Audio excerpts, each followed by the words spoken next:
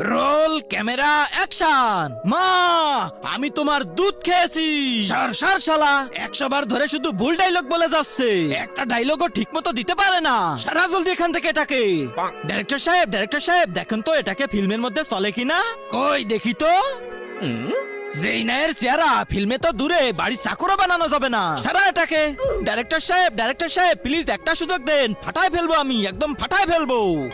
আচ্ছা ঠিক আছে, যা তাহলে। দেখো বেটা, তোমার ডায়লগ হলো এটা। তোমাকে ফোনে বলতে হবে তোমার বউ বাচ্চা আমার কাছে, 10 লাখ টাকা দিয়ে যাও আর বউ বাচ্চা নিয়ে যাও। বুঝতে পারছো? বুঝতে পারছি।